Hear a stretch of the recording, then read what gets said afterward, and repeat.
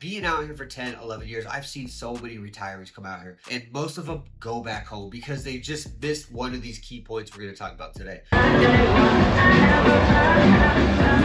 So today I want to talk about the retirement. If you are deciding to retire, or you're like 5 or 10 years away from it and you're just trying to plan for that moment and where to go and what you need, this video is going to kick you through all of that stuff and give you a checklist that you can functionally use by the time you finish this video. Now, in most parts of Asia, to retire out here, get a retirement visa, you have to be the age of 55 years old plus have $2,000 a month income. Now, a lot of people aren't waiting till 55 to retire. The next step is going to be nomadic visas that allow you to stay in a country for up to 5 years at a time, only requiring a visa run after those 5 years, but you can still just come back. What's typically required on this is a financial status that you can prove for those 5 years you're good to go. And even if you are retiring, this is typically a better way to go because you don't have to renew this every year like a retirement visa. Now, for you guys that don't qualify for the financial side or the age side and you just don't know what to do with it, you always have the tourist side. But it's important to understand the immigration laws of different countries. Most of these countries in Asia have a 6-month cutoff. If you are in a country on a tourist visa for more than 6 months, you will not be allowed back in it until a full year cycle has passed. This is why you'll see a lot of expats that live in Thailand for 6 months, and then they go to Malaysia for 6 months, then they go to Vietnam for 3 months, then they go to Indonesia. They move around to different spots. Make sure you understand what the limitations are for these tourist visas and also what it requires to get them done. Sometimes you can't just walk into a country and get a stamp. Sometimes you got to fill out forms like Singapore and get things done beforehand. Now, when it comes to medical health in most of Southeast Asia is not that good. You can get prescriptions pretty easy. You can get things done pretty easy on the basic level. When you get to serious conditions like cancers and any kinds of major surgeries and stuff like that, you're going to need to go to places like Singapore or Japan to get this done, and it will be expensive. Most basic stuff can be done in Vietnam or Thailand quite cheap. These insurance claims and pre-existing insurance questions is they typically don't cover pre-existing, and they don't cover a lot of these bigger issues. So have cash. It's always good to have like $5,000 set aside for your emergency plan. So if something does happen, you have something to put down. But I've always talked about how to prevent all of this already. Eat healthy, make sure you work out, stop drinking every day, quit smoking, and you probably won't even need to use these medical facilities for anything major. Now, when it comes to the cost of living, it depends where you go. But on average, you're looking at about $1,500 a month. Will get you buying a nice house, pay for your food, pay for your drinking, pay for your time out and all this. And this includes cheaper countries like Laos and Vietnam. And the big difference is when you live in these places and when you're just visiting these places. Places like Vietnam are quite expensive as a tourist. But once you live here, rent your own house, and hang out for 6 months, you're going to save a lot of money. So when it comes to your cost of living per month, it's going to depend on what your intent is and how long you are in these countries. Places like Singapore and Japan, for example, are going to be much more expensive because they're first world countries. But when it comes to Southeast Asia in general, looking at about $1,500 a month is a good cost of living until you get settled. When you do first get here, expect to pay more than what most people say you should until you establish yourself. Once you get that settled, you're looking between $1,000 to $1,200 a month will get you by in a very good life.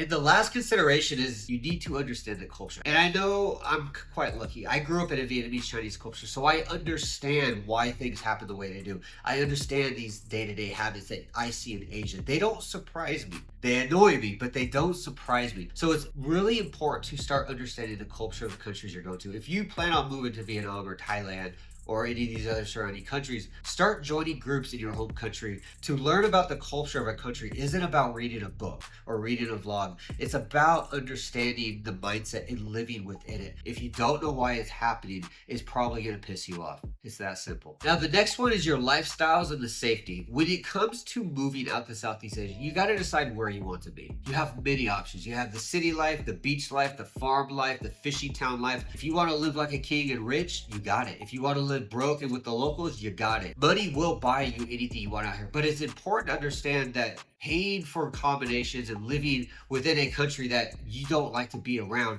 isn't gonna hide it. At the end of the day, you still have to walk out of your condo or your apartment and deal with the same chaos. And when you do select these types of places to live, make sure you understand what you're walking into. I've done live streams about what it's like to live in the countryside, and it's not what people think. It's not quiet, windy days sitting on the porch. It's chaos. Living in a city is chaos. There's going to be gives and takes for each situation you pick. And if you do decide to move to farm towns, fishy towns, or like small beach town somewhere in Asia, you're going to have to learn some of the language. You can't get away with English in most of these spots. And when it comes to the language, just learn to speak it. You don't need to learn to read Thai or Cambodian. Just learn how to speak the basic 50 words relative to the markets in the area. And from there, your language skills will expand pretty much within a few months. Be aware of what you want to be around as well. That is very important. To say that you want to live in the countryside, but be surrounded by only locals that speak no English and do not understand anything you're ever talking about, be it culture or vocabulary, can be a very challenging thing that a lot of people aren't ready for. Now, when it comes to safety, you're pretty much fine. There is no real serious issues in Asia that you're gonna have to deal with as a foreigner. You're gonna have to deal with petty theft, but you're never gonna get held up by a gun or a knife. You're probably not gonna get kidnapped.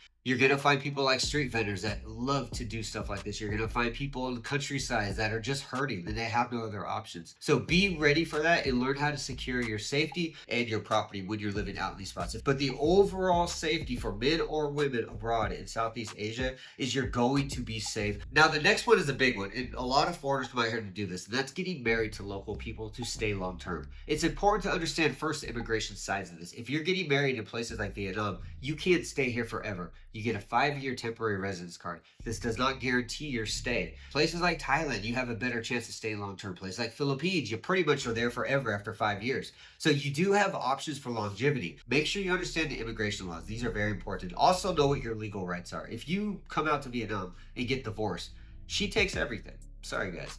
A government is not going to favor a foreigner that's going to leave over their own people. So it is important to understand the legalities and how you manage stuff. I've seen so many YouTube videos of people saying they signed over stuff blindly and their wife took everything. Wife stole 11.46 billion Vietnam dong from me. Always have legal help. Don't run into this without understanding what the immigration rules are. And most importantly, when you do get married out here, understand the culture is different. We've talked about culture before. Meet the family. The mother and father-in-law are the most important people that you need to meet next to the wife herself. They dictate your wife's life. They dictate all of this. And if you think you can pull them away from that, you are going to get divorced. I've seen so many videos of people in Vietnam and the Philippines getting married to locals, not realizing what the families are capable of, and losing their wife, losing their money, losing everything, because they tried to push the family away and the daughter was like, no, it's all or nothing, my dude. And most of all, have legal help. Do not trust anything without a lawyer there that is on your side.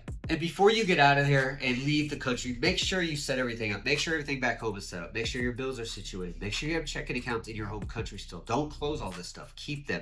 So take care of everything at home, be it debt, bills, savings, checking account, real estate properties, whatever it is.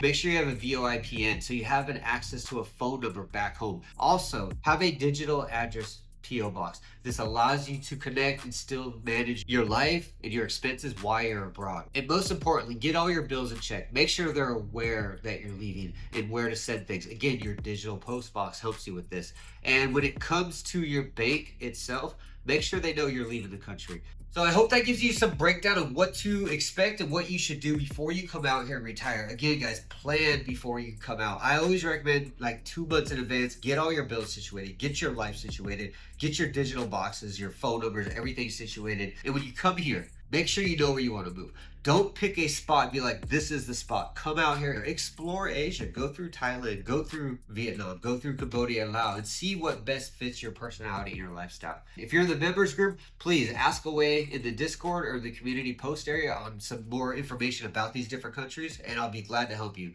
But with that being said, guys, I'm going to get out of here. Thanks for watching, and I will see you again.